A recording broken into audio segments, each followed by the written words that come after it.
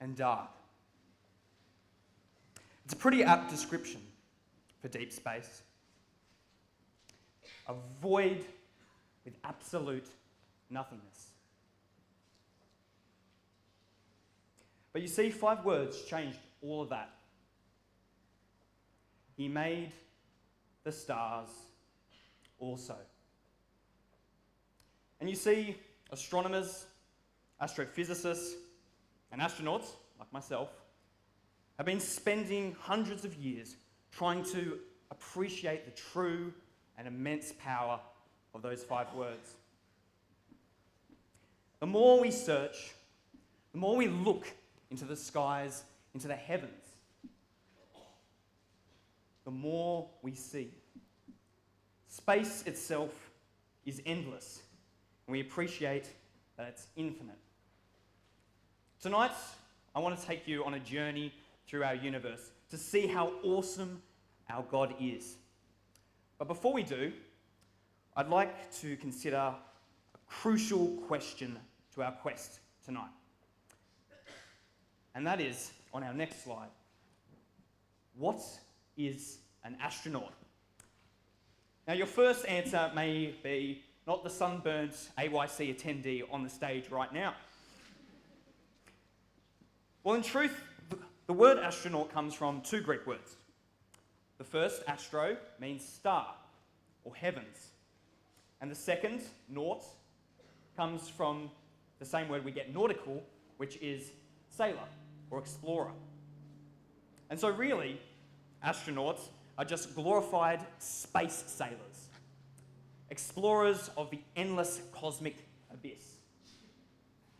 Now, you might look at me and say that there's nothing more apart from me and a pirate of the 7 seas. However, that couldn't be any more further from the fact. You see, both sailors of old and astronauts today both depend on stars for their livelihood. You see, sailors of old would depend on the stars as a tool for navigation. Although stunning and mesmerising that stars may be, sailors would depend on them to be able to navigate the deep, wretched sea. A crew would depend crucially on their captain to sail them through the deep sea, looking for constellations to go from east to west, and looking for a star, Polaris, the North Star, to drive them due north. Now, what has this got anything to do with space, you might ask? Well, as was introduced tonight, we are looking for something more. We're looking for a compass point to direct us north. And in the same way, the stars, just like it was for the sailors of old, stars can also be our navigational tool in our walk of faith as well. You see, stars help us gain perspective. And perspective is everything. As seen behind me, on a clear night, you can sit underneath the Milky Way, illuminated by its glory, and look up at it.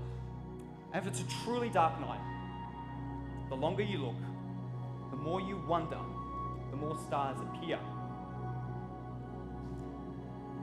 And with that, you're left truly starstruck in the presence of God. It really captures the Psalm 19, when David himself looks up to the skies and he says, well, this declares the glory of God. The firmament declares his handiwork. And that tonight is what I'm here for, to take you quickly through space itself and show you the intricacy of God's creation, the stars, the planets, and the universe. Our first is the moon. Now, although you might look up into space and you see the moon on a cloudless night and think, well, perhaps this is just a glossy golf ball in the sky. Truth be told, the moon is actually a quarter of the size of Earth. And being a quarter of the size of Earth, it's been placed perfectly by God 380,000 kilometres away. Now, the moon is crucial for life on Earth. How? Well, the exact position where the moon is gives us tides. And you might be thinking, tides have got nothing to do with me unless you're a surfie. Now, the tides, though, provide the sea with life. Nutrients are pulled from shore to shore. And more than that, the moon also provides time. It allows our ancient ancestors to look up and tell months, weeks, even days by looking up and looking at the crescent moon. But there's another thing that is amazing about the moon's location. As seen in our next slide, a total solar eclipse. Believe it or not, one of these is happening tomorrow in Western Australia. And the reason that this is so amazing, it's never been seen anywhere else in the universe. The moon's exact location and size and distance away from us matches up completely with the sun. And it's a glorious spectacle to behold. But God's creation of the universe doesn't stop there.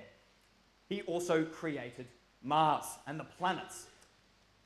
Mars is beautiful to behold, the red planet, with volcanoes and mountain ranges 10 times the size of our own. Polar caps filled with ice. Our next planet is Jupiter. Jupiter is the greatest of the planets. Its size saves the Earth from hundreds of asteroids attacking it each year. Asteroids get caught up in Jupiter's gravity well and really bring those asteroids in and save them from Earth. And as seen in the very centre, there is a storm that's been raging for the last 400 years called the Great Spot, 3 times the size of Earth. The next planet on our solar system journey is Saturn, a personal favourite of mine. Saturn is the second largest planet in our solar system and has a ring system 220,000 kilometres wide. Can anyone have a guess of how deep those rings are? 200 meters. Not 200 metres, 10 metres. 10 metres wide. And more than that, as can be seen here, God created these with an iron pole. And that iron pole glows just like our northern and southern lights. Our final trip in the solar system is comets. Great stars which come through from outer space. Really, they're just big snowballs, which we can see from Earth. Now, all of these things that we've just seen can be seen with a $30 telescope from Kmart. Why am I boring you with all this science? Well, God created everything in our solar system, and that would be enough for us to wonder at for hundreds of years. But he didn't stop there. He also created the stars. These 2 stars, for example, the Albireo stars, are 2 stars right next door to each other, but completely different in size and colour, which is indicative of their temperatures. 2 different temperatures. God could have made every star the same, and yet these 2 are different.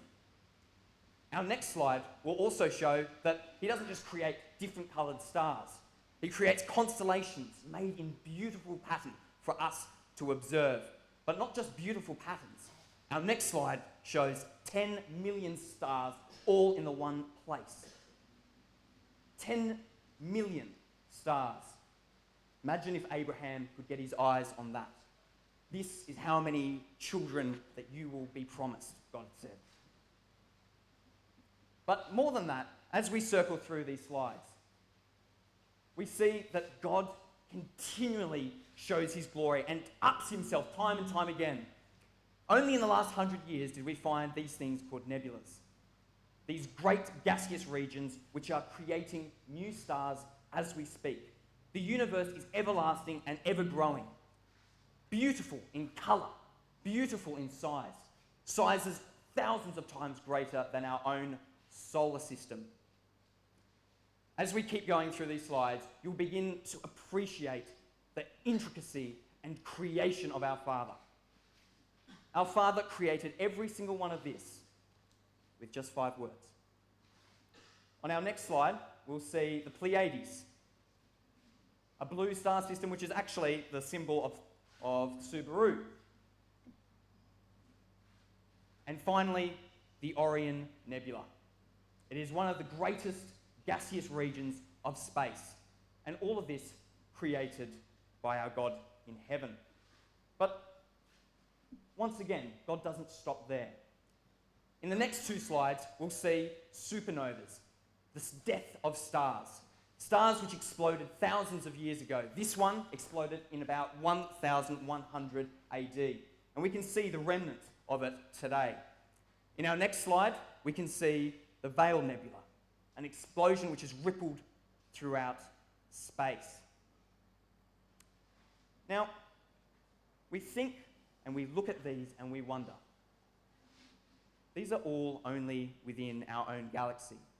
As we open up our eyes, and on the next couple of slides, we'll see God didn't just create one galaxy.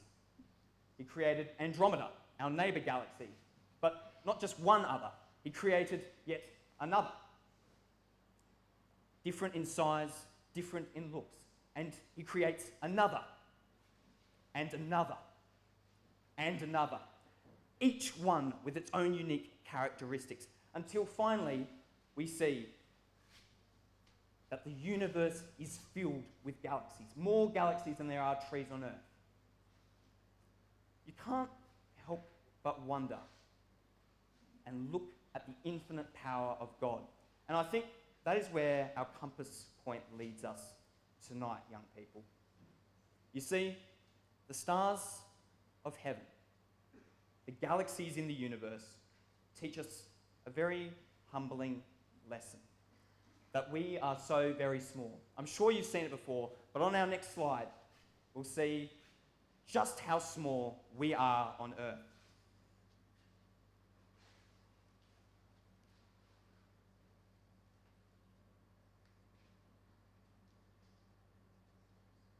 There is meant to be a video behind that. It does not seem to be working, but that is okay. If we can go to our final slide. Whoop.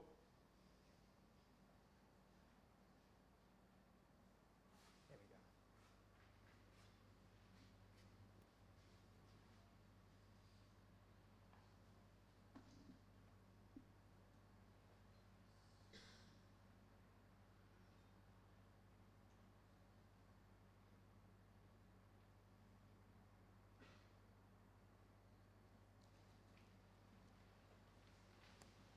Our Lord God created this in 5 words.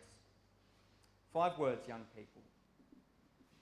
You can't help but think of Psalm 5, where David says, "When I look up to the skies of heaven, I think, what is man that you are mindful of him?" You see, this compass point tonight, by looking at the stars, we can see and learn so much about our God. That our God himself, just like space, is infinite in power and in existence. He teaches us the difference between light and darkness. But I think the most important lesson of all of this whole science lesson that is just so interesting, is that despite all of that, God cares about you and I. God didn't create the stars on the first day, on the second day, or even on the third day. He created the stars for us to observe and to learn from. And I think that is the most powerful lesson of all. So, young people, be astronomers, if you will, heavenly sailors, looking up to heaven. The next time you go out on a cloudless night, look up to heaven and realize how indeed humble you are. That God has created all this, and we are but a speck of dust amongst this great space. But he cares for you. Whilst he promised Abraham, and Abraham was looking up at the stars, God was looking down at you, because God cares about you more than all these stars, because you don't declare his glory, you can imitate